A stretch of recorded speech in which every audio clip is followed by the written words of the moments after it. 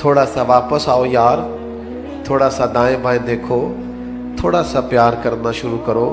ہمارے اپنے ہیں، ہمارے قریبی ہیں، ہمارے کلاس فیلوز ہیں، ہمارے گھر میں رہنے والے ہیں، گلی محلے والے ہیں. کوئی کسی نے کسی کا قتل نہیں کر ڈالا.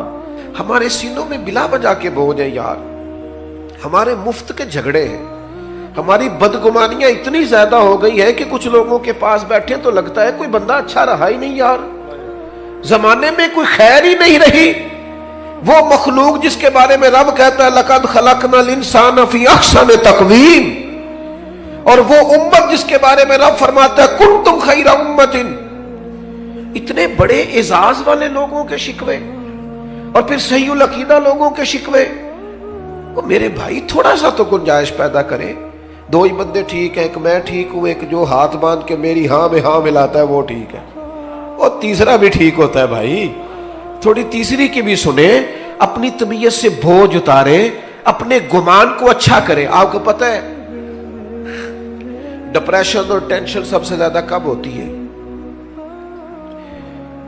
اور یہ مرض غریبوں کا نہیں، امیروں کا ہے زیادہ تر، اور پاکستان میں بڑھتا جا رہا ہے.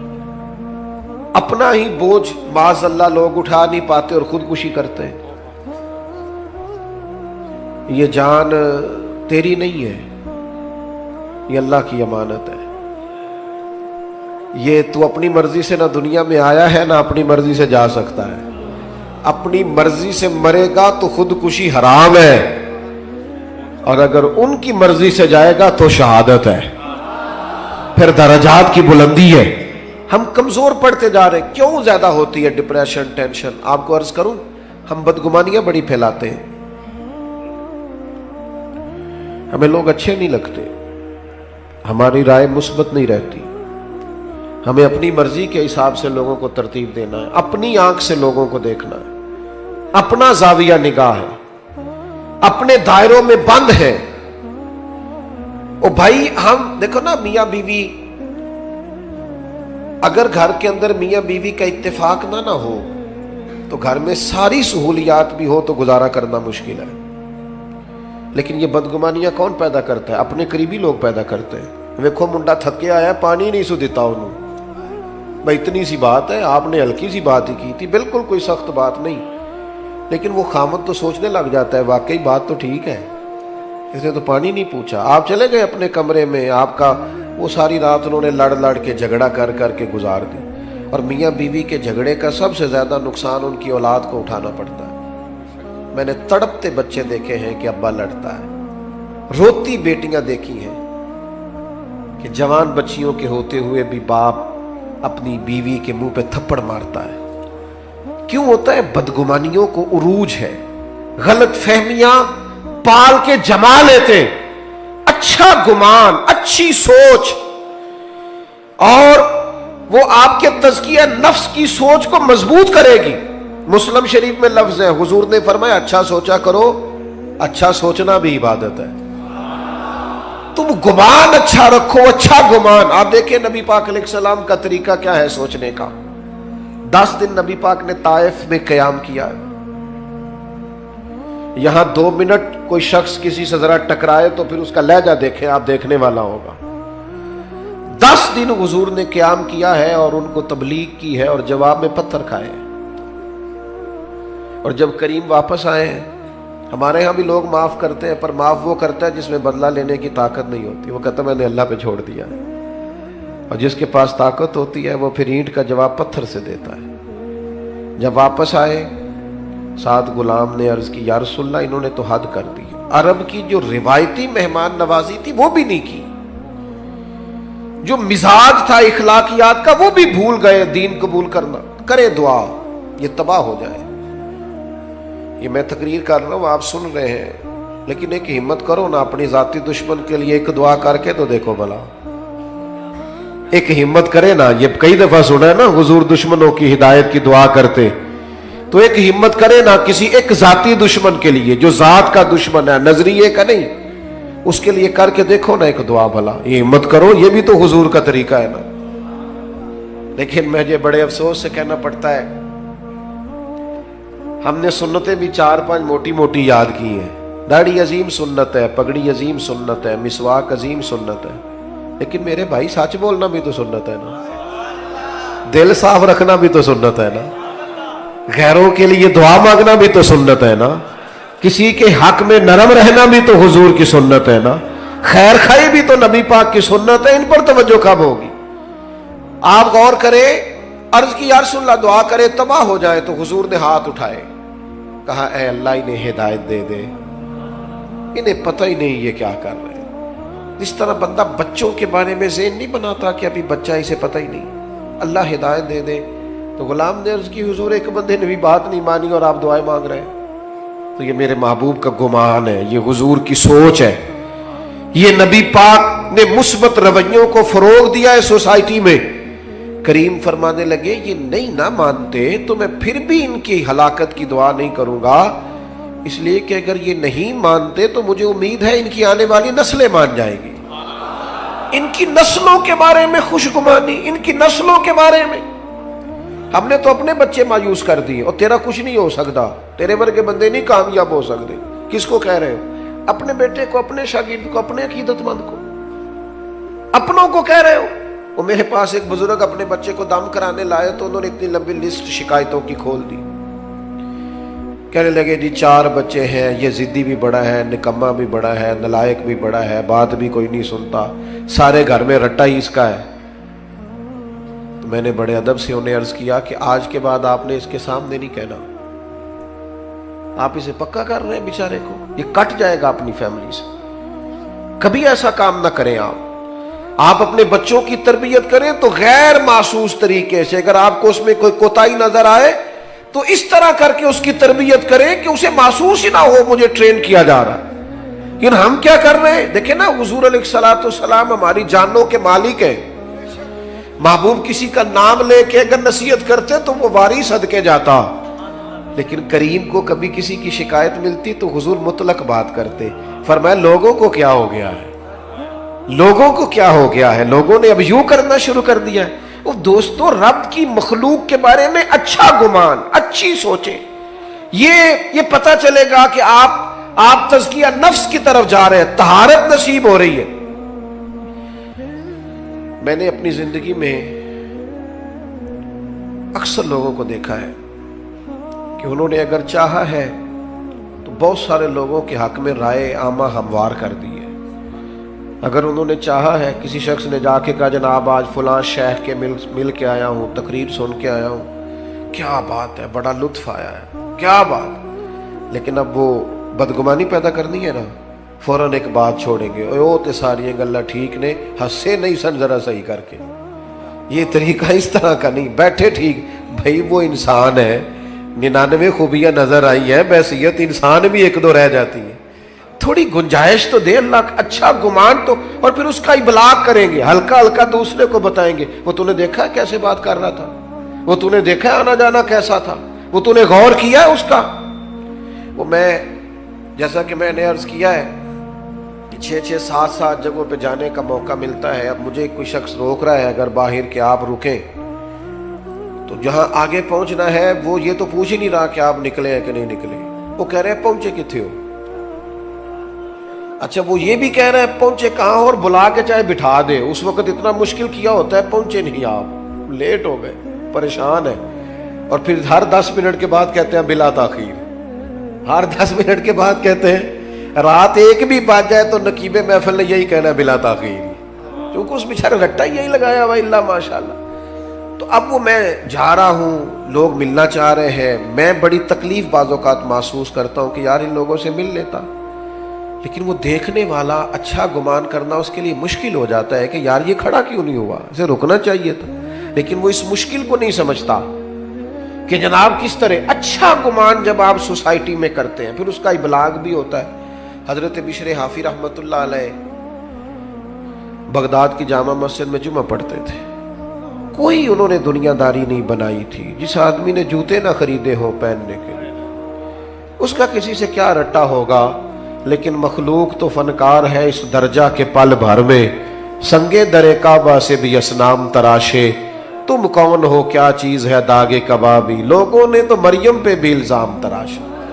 لوگ باز آتے ہیں کوئی شکوہ کرنے سے. جس بندے کا کوئی رٹا نہیں کسی سے, ان پر بھی الزام لگا دیا, شکوہ شروع ہو گیا, بدگمانی. کیا ہوا جی؟ ایک تاجر کہنے لگا جی بابا صرف جمعے والے دن فرض ہی پڑھتا ہے, باقی نماز ہی نہیں پڑھتا مسجد میں. یہ مسجد کے امام پر بعض لوگ بڑی سختی کرتے ہیں, کہتے ہیں عصر کی پہلی 4 سنتے نہیں پڑھتا. تو میں نے کہا ضروری ہوتی تو اللہ رسول فرض کرتے, آپ کیوں کر رہے ہیں؟ جس چیز کو اللہ رسول نے ضروری قرار نہیں دیا آپ کیوں دے رہے ہیں؟ تو کہا جناب حضرت بشر حافظ صرف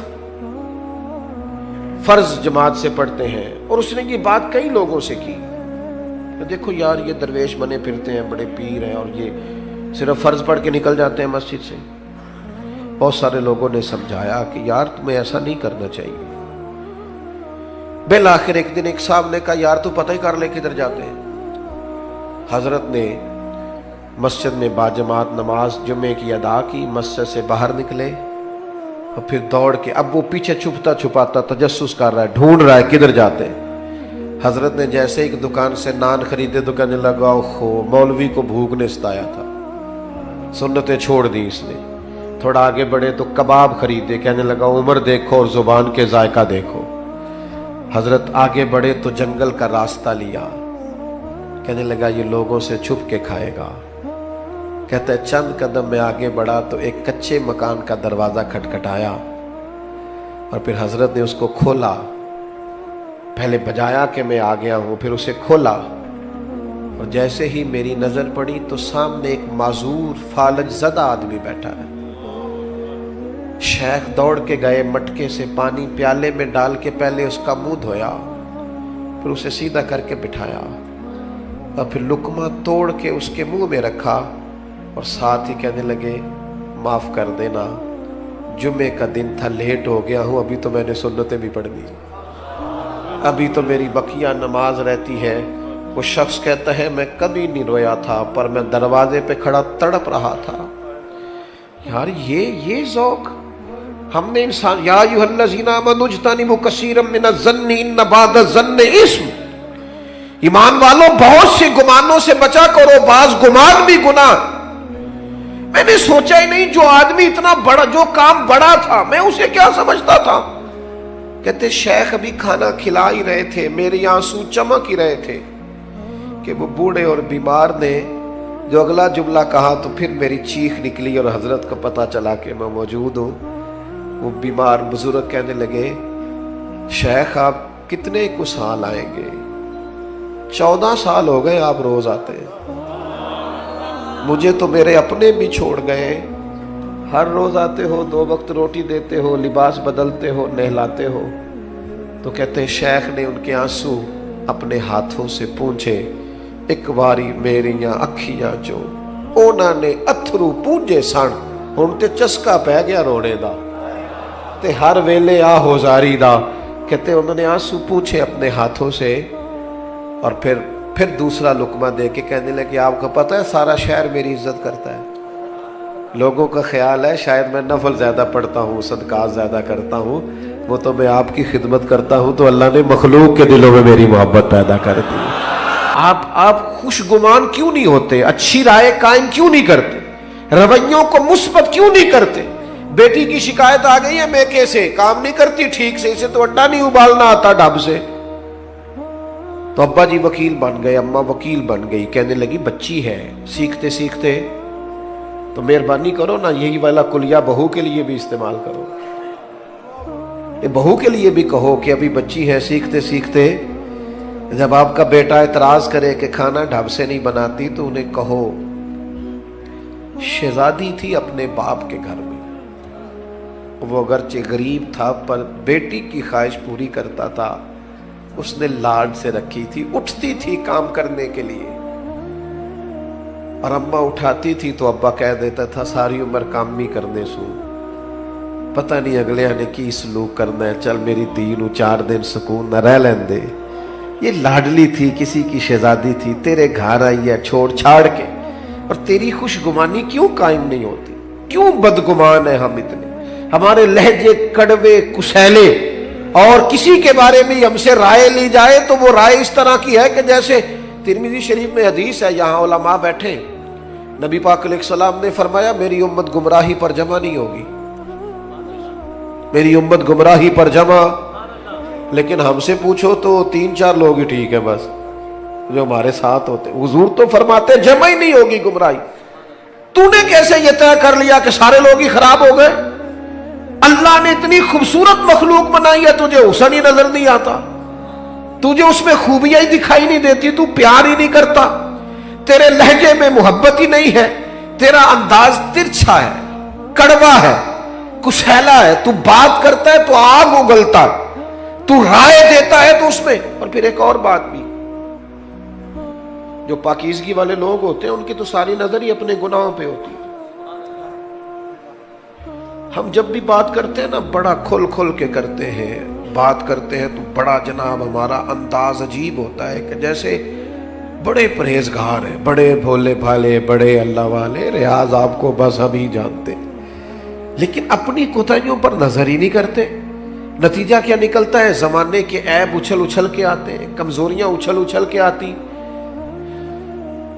صاحب مکتوبات 2 صدی نے ایک بات لکھی ہے، کہتے ہیں حضرت موسیٰ کلیم علیہ السلام کو نا ایک دفعہ حکم دیا گیا تھا کہ بستی میں سب سے اچھا آدمی ڈھونڈ کے لائیں. تو اب جسے حضرت موسیٰ اچھا کہیں گے بھلا کتنا کو اچھا ہوگا.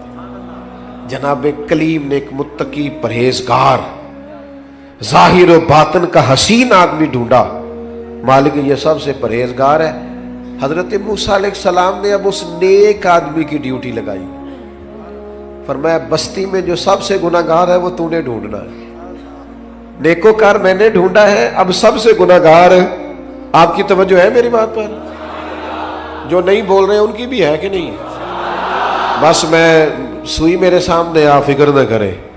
اور میں تو ویسے ہی تقریر بڑی تھوڑی کرنے کا عادی ہوں، کوشش ہوتی ہے کہ ایک ہی آنسو میں کہہ جاؤں گا میں دل طوفان بھیجا لانے سے بھی یا چشم فائدہ، 2 اشک ہی کافی ہے اگر اثر کرے تو. عزیز اس کو حضرت کلیم نے ڈھونڈا علیہ السلام اور کہا اب تو نے ڈھونڈ کے لانا ہے. میرا خیال ہے میری اور آپ کی ڈیوٹی لگتی نا برا آدمی ڈھونڈنے کی تو بس کوئی بندہ اچھا بچتا ہی نہ. تو حضرت موسیٰ علیہ السلام نے اس سے کہا تو نے ڈھونڈ کے لانا ہے. تو اس بندے نے رونا شروع کر دیا. اس نے کہا حضور یہ کام میرے والا نہیں، میں نے تو کبھی پلٹ کے کسی کے عیب دیکھے ہی نہیں، مجھے ڈر آتا ہے، میں تو کمزور ہوں، مجھے خوف آتا ہے. سے ثبوت نہ منگو میتھوں، اے نظر کرم قد ہوئی، اے میں جانا یا دل بر جانے غیر نہ جانے کوئی. میں مسکین پرانا خادم، مینوں کسے در ملی نہ ٹوئی. اے تے واصف یار نے نظر جو کیتی تے پھر واصف ہی ہوئی. میں تو مسکین ہوں، میرے ذمہ نہ یہ کام لگائیں، مجھ سے نہیں ہو سکتا. یعنی سے ثبوت نہ منگو میں تو، اے پلا نظر کرم قد ہوئی، اے میں جانا یا دل بر جانے غیر نہ جانے کوئی. میں مسکین پرانا خادم، کسے در ملی نہ ٹوئی. اے تے واصف یار نے نظر جو کی تھی پھر واصف ہی ہوئی. کہا حضور میرے ذمہ نہ لگائیں، میرے لیے مشکل ہے. فرمایا آپ نہیں کرنا ہے. اب ایک برا آدمی ڈھونڈنے کے لیے نا اس شخص نے 3 دن کی مہلت لی. ایک بندہ ڈھونڈنا ہے، ایک بندہ برا ڈھونڈنے کے لیے 3 دن لگا دیے. کہا جناب میں اسی وقت اسی ٹائم اسی جگہ برا بندہ ڈھونڈ کے جو آپ نے حکم دیا ہے کوشش کروں گا. صوفیاء نے لکھا ہے تیسرے دن اس مقررہ وقت پہ جب وہ آئے نا تو پتہ کس طرح آئے؟ اپنے گلے میں رسی باندھی. میں مسکین پرانا خادم، اور رسی کا سرا حضرت کلیم کے ہاتھ میں دے کے کہنے لگے حضور کچھ لوگوں کی غلطیاں مجھے نظر آئی تھیں پر ان کا مجھے صرف شک تھا، اور جو میرے اپنے اندر ہے ان کا مجھے پاک ہے. جو دوسروں کے اندر کمزوریاں تھیں ان کا صرف شک تھا کہ شاید یہ کام لیکن اپنا تو پاک ہے. لہذا اس بستی میں سب سے بڑا مجرم میں ہی ہوں. بتائیں نا بھلا رب کیسے راضی ہوگا، بتائیں بھلا وہ مجھے کیسے معاف کرے گا. خطاؤں کے درگزر کے لیے کیا پڑھوں تو کریم کرم کرے گا. حضرت موسیٰ نے سینے سے لگا کے فرمایا یہی تو تیری عاجزی ہے جس کے سبب سے اللہ نے سب پر درجہ عطا فرمایا. یہی تو تیرا مقام. میرے سنگیوں، میرے دوستوں، ماں باپ جو ہوتے ہیں نا، ماں باپ وہ انسان کا نا سب سے قیمتی اثاثہ ہوتے ہیں. یعنی ماں باپ کی زندگی میں انسان نا کچھ بے پرواہ بھی ہو تو گزارا ہو جاتا ہے، کچھ فکروں سے وہ آزاد ہوتا ہے. ہمارے ہاں نا ماں باپ کی خدمت کا لوگوں نے ترجمہ بڑا اپنی مرضی کا لیا ہوا ہے. ماں باپ کی خدمت کرنی ہے، خرچہ دینا ہے. کئی ابا جی کو حج کرا کے نا اپنے ابا جی کو تو گلی میں بتا رہے ہوتے ہیں ابا جی نو حج تے میں کر لیا سی. او بھائی تیرے ابا جی دینا. ایک ختم شریف پہ میں اصالِ ثواب کی محفل میں حاضر تھا تو وہ اپنے علامہ صاحب کو کہہ رہے تھے کہ 50,000 ابا جی کی طرف سے مسجد میں دے رہے ہیں، اعلان کر دیں. تو مائک میرے آگے آ چکا تھا تو مولانا بیچارے مجبور تھے، واپس مانگ رہے تھے، میں دینا نہیں چاہ رہا تھا. یہ بھی کبھی کبھی ہوتا ہے نا، یہ مشکل سے ملتا ہے تو یہ واپس دے دیں، مشکل ہوتا ہے یہ بھی کام. تو وہ واپس دینا چاہ رہے تھے. میں نے کہا مسئلہ کیا ہے؟ کہنے لگے جنہوں نے 50,000 مسجد دیا اور کہتے ہیں ابا جی کی طرف سے اعلان کر دیں. تو میں کہ انہوں نے پوچھو ابا جی جو انہوں نے دے گئے نے انہوں نے بھی اعلان کرایا کہ انجی دے گئے نے؟ ان سے پوچھو وہ ساری دکانیں، پلاٹ، پلازے ابا نے اعلان کرائے کہ فری میں دیے. یہ اتنی لاکھوں کروڑوں کی جائیداد میں سے 50,000 ابا کے نام پہ دے رہے ہیں اور ساری دنیا کو بتا رہے ہیں. یہ سمجھ نہیں آتی. بچے سمجھتے ہیں کہ خرچہ دینا ہی ماں باپ کی خدمت ہے. ماں باپ کی اصل خدمت انہیں ٹائم دینا ہے، ان کے پاس بیٹھنا ہے، ان سے مشورہ کرنا ہے. آنکھیں پتھر کی ہو جاتی ہیں ماں کی دروازہ دیکھ دیکھ کہ تو کب آئے گا. وہ نا جی آپ ذرا آپ سرد خانے میں رکھ دیں ابا جی کو، میں 3 دن کی بس آپ رکھیں، مجھے فلائٹ مل گئی ہے. تو پہلے کیوں نہیں ملی؟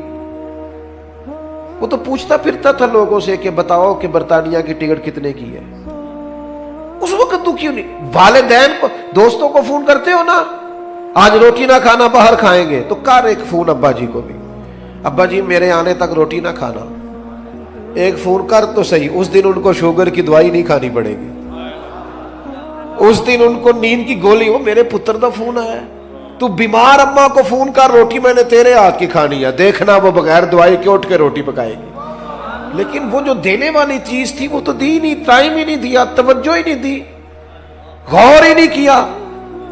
حضرت ایک شیخ، غالباً شیخ ابو سعید کے بارے میں صاحب رسولہ کشیریہ نے لکھا ہے، فرماتے ہیں میں حج کرنے جا رہا تھا، نفلی حج تھا میرا، میری تربیت کے لیے، میرے جیسے لوگوں کے لیے لکھا ہے انہوں نے. میرا نفلی حج تھا، دوسرا تیسرا تو گھر میں بیٹھا تھا. تو میری والدہ نے مجھ سے پانی مانگا تو میرے دل میں خیال آیا کہ میں شیخ بھی ہوں، علامہ صاحب بھی ہوں اور حاجی بھی ہوں، کل جا رہا ہوں.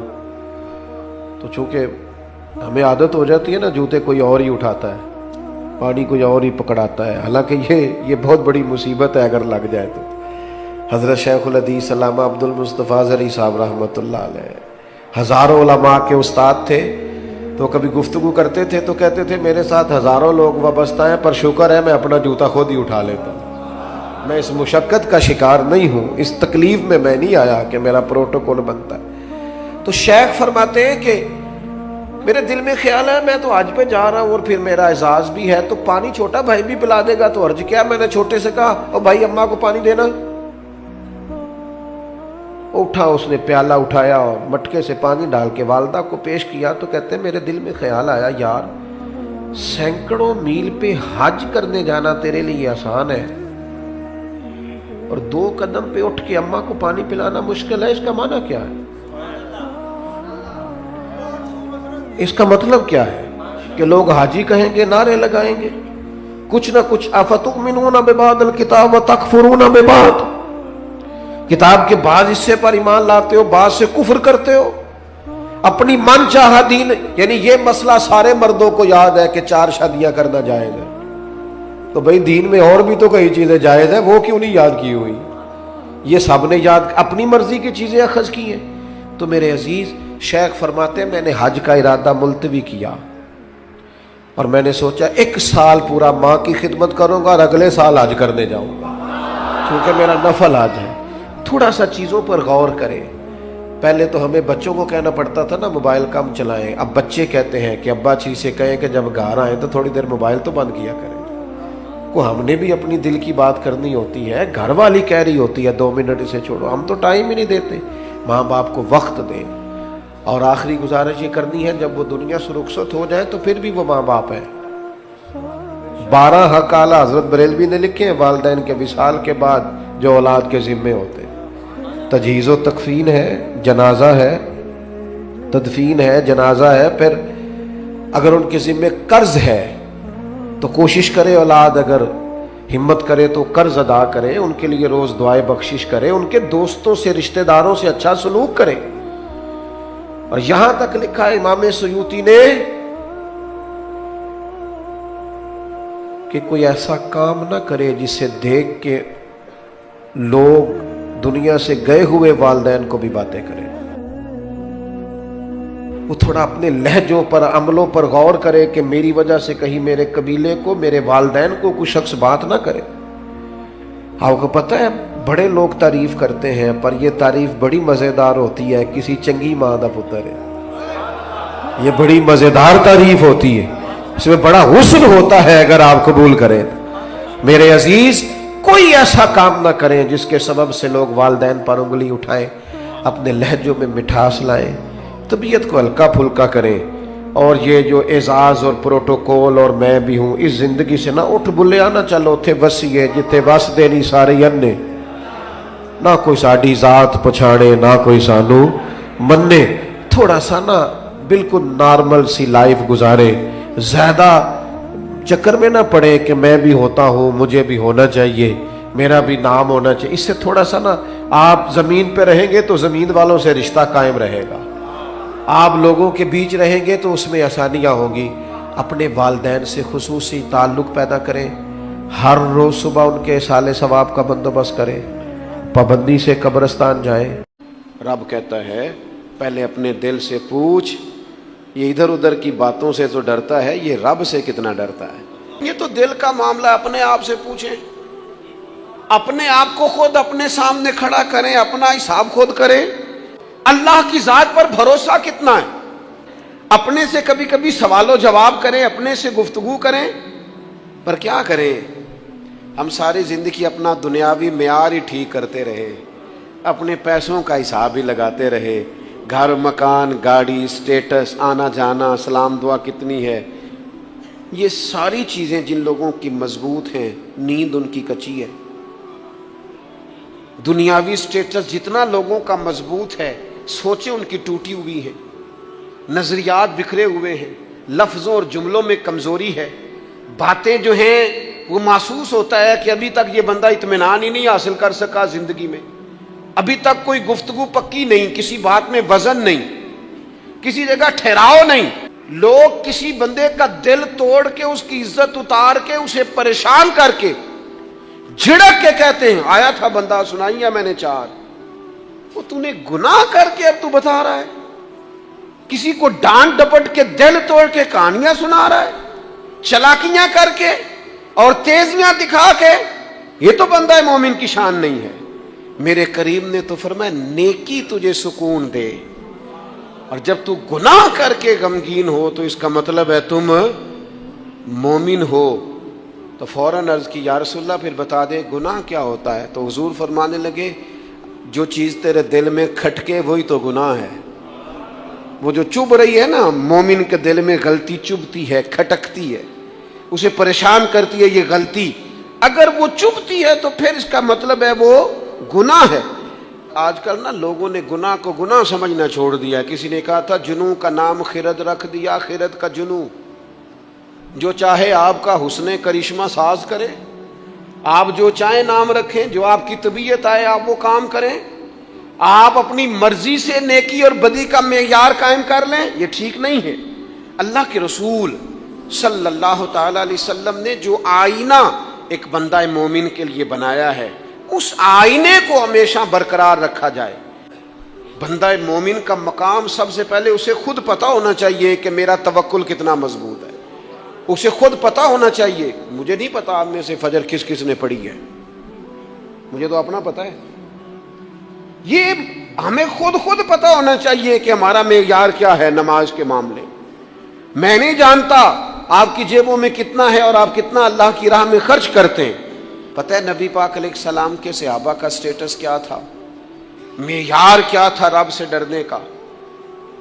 2 چیزیں ایمان کو مضبوط کرتی ہیں, ایک رب سے ڈرنا, ایک اس کی رحمت کی امید رکھنا.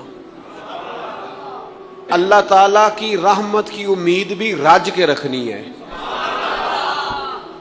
اور اس سے ڈرنا ہے تو پھر بھی ذرا صحیح کر کے ڈرنا ہے, کچا پکا نہیں ڈرنا. ڈرنے کی کہانی نہیں بنانی کہ ہو جی اللہ سے ڈر لگتا ہے, وہ ڈرنا ہے.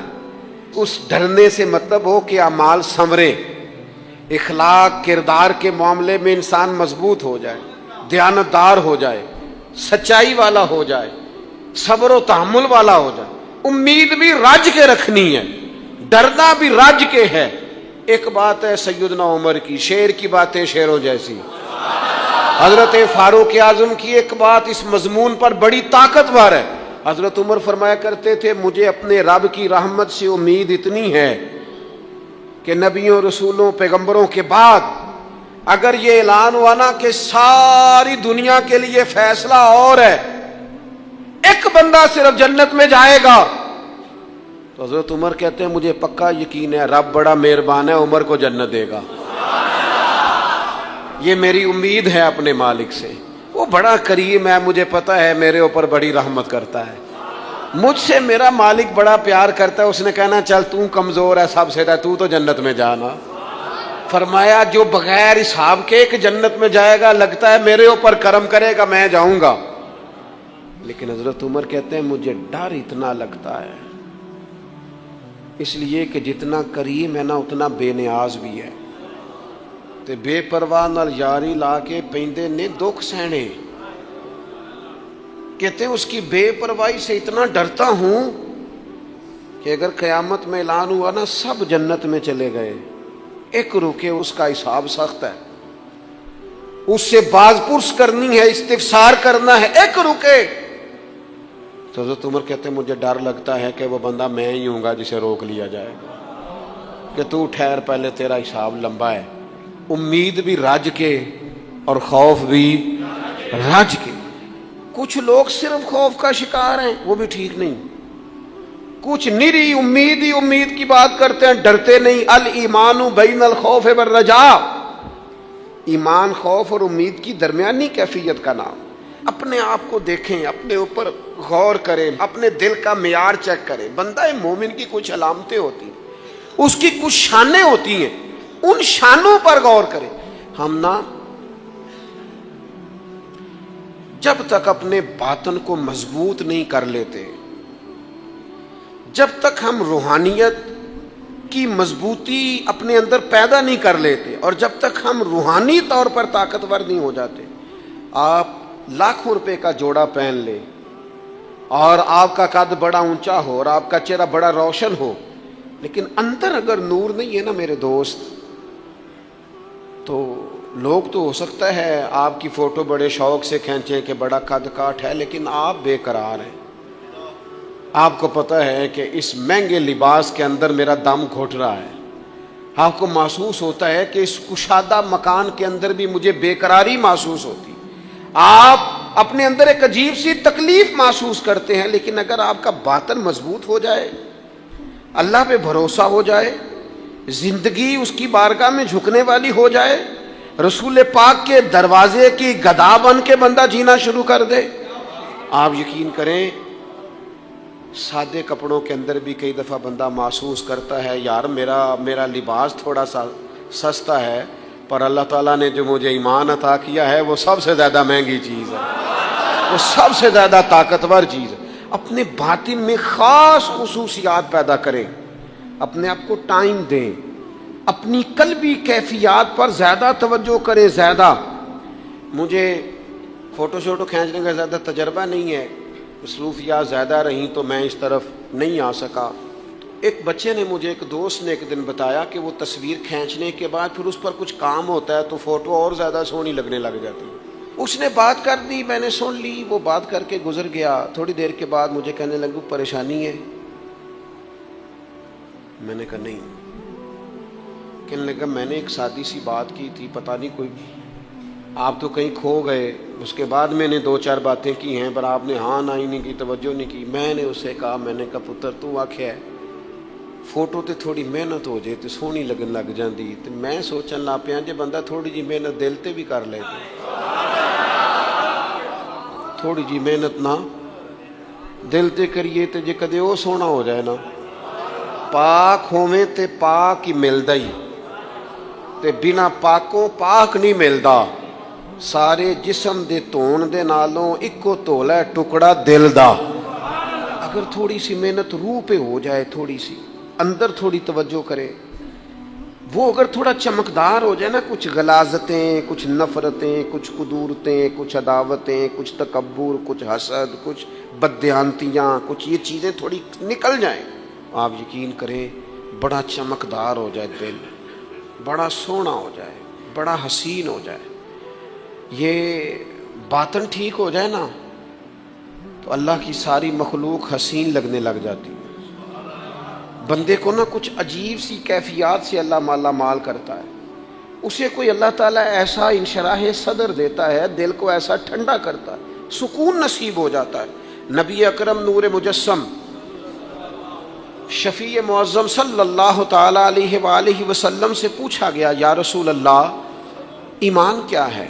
ایک کیفیت کا نام ہے نا, ایمان کی صورت تو نہیں ہوتی, ایمان کا روپ تو نہیں ہوتا, وہ مجسم شکل میں تو نہیں ہوتا, ایک باطنی کیفیت ہے نا.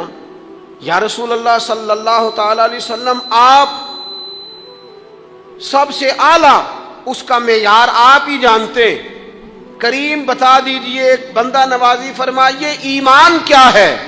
تو نبی اکرم صلی اللہ تعالی علیہ وسلم نے فرمایا, جب تمہاری نیکی تمہیں خوش کرنے لگے اور جب تمہارا گناہ تمہیں غمگین کرنے لگے تو مطلب یہ ہے کہ تم مومن ہو. اور اگر گناہ کر کے بھی تم غمگین نہیں ہوتے, تکبر کر کے بھی تم غمگین نہیں, حسد کر کے بھی غمگین نہیں, حرام کھا کے بھی غمگین نہیں, لوگوں کا دل توڑ کے بھی غمگین نہیں, کسی کے حق پہ قبضہ کر کے بھی تمہیں غم کوئی نہیں, بہت سارے لوگوں کو بیوقوف سمجھ کر, نادان سمجھ کر, احمق کہہ کر, جاہل کہہ کر, عزتیں اتار کر بھی تم غمگین نہیں ہوتے, تو اس کا مطلب ہے تم نے معیار ایمان کو نہیں پایا. حضور فرمانے لگے نیکی خوش کرے اور گناہ تجھے غمگین کرے. آپ یقین کریں اب نہیں کرتا لوگوں کو گناہ غمگین. میں دیکھتا ہوں آج کل نا ہمارے ہاں سب سے زیادہ جس چیز کا فقدان ہے وہ محبت ہے. ہمارے لہجے, ہمارا انداز, ہمارا طریقہ, ہمارا اٹھنا بیٹھنا, اس کے اندر نا محبت نہیں. ہم نا لہجے الفت والے نہیں, مزاج محبت والا. کسی جگہ یار کوئی چلو پنجابی بندے ہیں, ایک دیسی گل تو انہوں سنانے مزہ آئے گا. وہ ایک جگہ نا کہیں ہم بیٹھے تھے ایک دفعہ, تو کسی شخص نے کسی سے کو لینی دینی تھی چیز, تو اس نے بات کی, تو آپ کو پتہ ہے وہ ریٹ لینے والا بہت زیادہ مانگ لیتا ہے اور دینے والا کوشش کرتا ہے صفر سے شروع کروں, نیچے سے ریٹ دیتا ہے. اس نے کوئی بات کی, ریٹ تھوڑا بتایا تو سامنے والا ناراض ہو گیا, کہنے لگا تو کس طرح کا بندہ ہے, کنج دی گل کی تھی. اب یہ جو ریٹ لگانے والا تھا اس نے بڑا حسین بات کی, وہ بندہ جواب میں بڑے غصے میں آ گیا, اس نے تلخ لبو لہجہ, لگتا تھا تھوڑی دیر کے بعد اٹھ پڑے گا, گریبان تامے گا. تو ہنس کے کہنے لگا یار وہ لینا دینا تے مقدر آندا ہے, گل تے پیار نال کر. میں نہ جناب شاعر مزاج آدمی نہ کئی دفعہ پورا فدا ہو جاتا ہے, میرا دل کرے اس بندے کے ہاتھ چوم لو, اس نے کمال بات. اس نے کہا لینا دینا تے اوے گل تے پیار نال کر یار, 2 گھڑیاں دا بہن ہے, ذرا پیار سے بات کر. کیا ہو گیا تجھے, ملنے آئے ہیں, غنیمت جانیے مل بیٹھنے کو, جدائی کی گھڑی سر پر کھڑی ہے, ابھی الارم بجے گا, اٹھ کے تو اپنے گھر میں اپنے گھر. او بات تو پیار سے کر, او بول تو محبت کے ساتھ. سودا دینا بیچنا لینا الگ بات, او تو بولا تو ٹھیک کر, تیرا لہجہ تو ٹھیک ہو, تیری گفتگو تو ٹھیک ہو. لو سنو نا کیا کہا مدینے والے محبوب نے, کیا بات ہے میرے کریم رسول کی. حضور نے بات کھول کر بیان کر دی, مشکات میں موجود ہے. حضور فرمانے لگے اللہ کو ماننے والا, میرا کلمہ پڑھنے والا, فرمایا یہ جو مومن ہوتا ہے نا, مومن ہوتا ہی الفت والا ہے, مومن ہوتا ہی محبت والا ہے. مومن اور محبت یہ لازم و ملزوم ہے. مومن اور محبت یہ ایک چیز کے دو نام ہیں. حضور فرمانے لگے, مشکات میں حدیث ہے, فرمایا مومن ہوتا ہی محبت والا ہے. فرمایا اس بندے میں کوئی خیر ہی نہیں, نہ کسی سے پیار کرے نہ کوئی اس سے پیار کرے. جو نہ پیار کرے نہ اس سے پیار کیا جائے, اس میں خیر ہے ہی کوئی نہیں.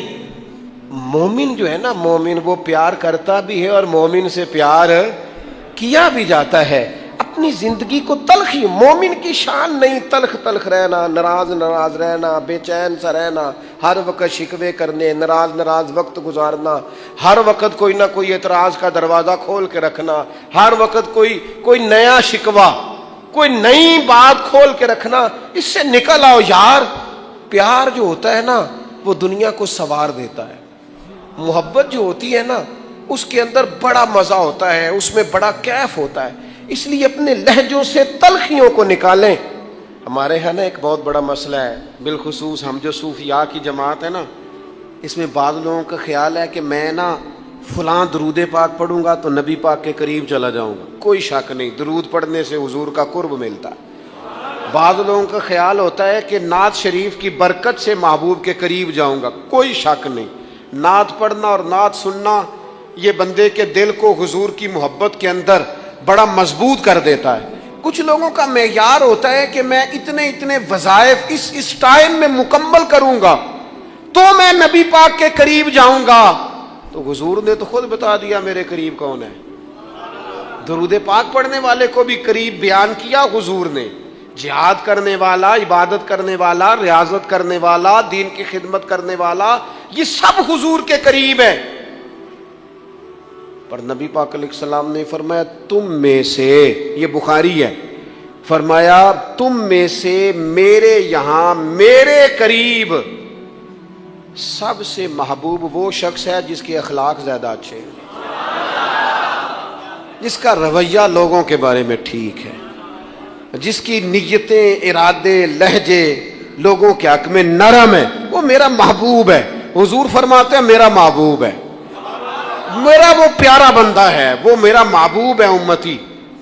تو حضور کا محبوب بننے کا بہترین طریقہ یہ ہے کہ اپنا اخلاق ٹھیک کیا جائے. ایک بات اور کرنی ہے, جو دور میرا اور آپ کا دور ہے نا, یہ تیز لوگوں کا دور ہے, چالاک لوگوں کا دور ہے. لوگ ایسی بات سناتے ہیں کہ بندہ حیران ہو جاتا ہے. چالاک مزاج, تیز طبیعت. میں نے اپنی زندگی میں بڑے بڑے تیز لوگ ناکام ہوتے دیکھے, اور بڑے بڑے بھولے بندے, سیدھے سادے.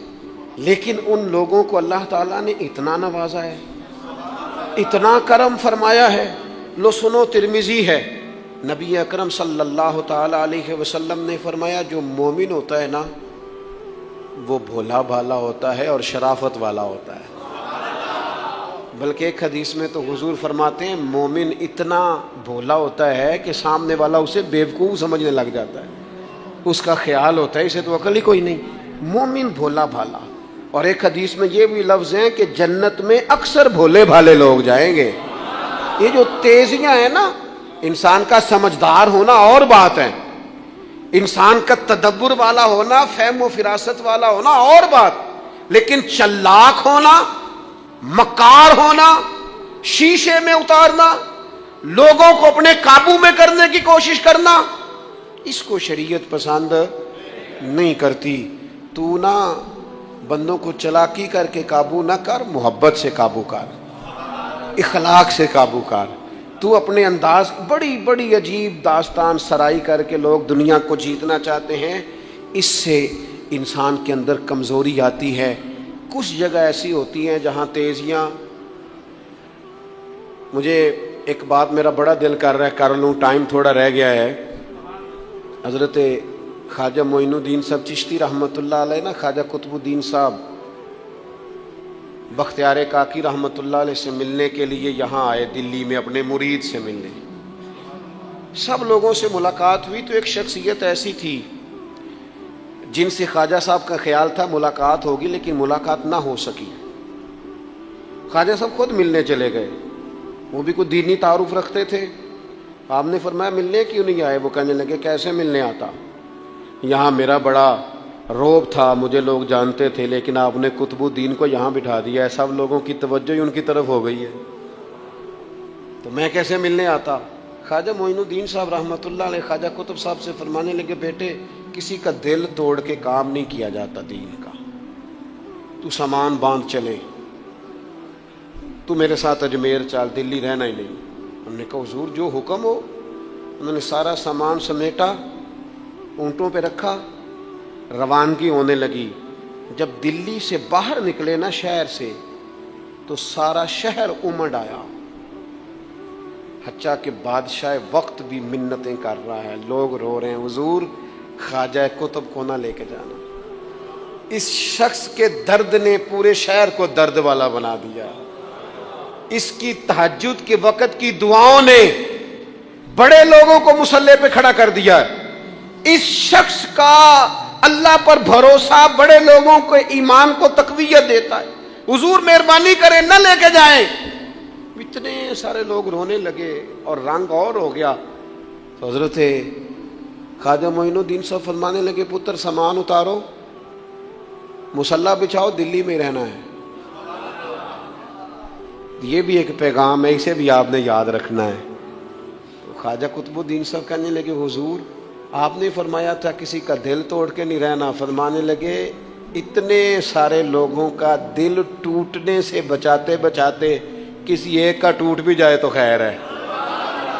اب کسی ایک کا دل بچاتے ساری دنیا کا دل توڑ دیں. اللہ کرے آپ کو اس بات کی بھی سمجھ آئے. ہم نا بعض اوقات کسی ایک کا دل بچاتے، ایک کا صرف اپنا گھر بچاتے ساری دنیا توڑنے لگے ہو. صرف ایک شخص کی رضا کی خاطر ساری دنیا کو توڑ دو گے. ایسا نہ کرنا اپنی زندگی میں. یہ مت دیکھنا کہ کسی ایک دو تین بندوں کے نفع کے لیے امت کا، قوم کا، ملت کا نقصان کر دو. یہ کام کبھی نہ کرنا. ذاتی مفادات کو ہمیشہ چھوڑ کے قومی، دینی اور ملی مفادات کو مقدم رکھنا. جو لوگ قومی مفادات کی بات کرتے ہیں نا، وہ لوگ دنیا کے اندر خیر بانٹا کرتے ہیں. لیکن ہم اکا دکا چند ایک لوگوں کی خوشنودی کے لیے پوری ملتوں کو تباہ کرتے ہیں. یہ کام کبھی نہ کرنا. اللہ ہمیں سمجھنے کی توفیق عطا فرمائے.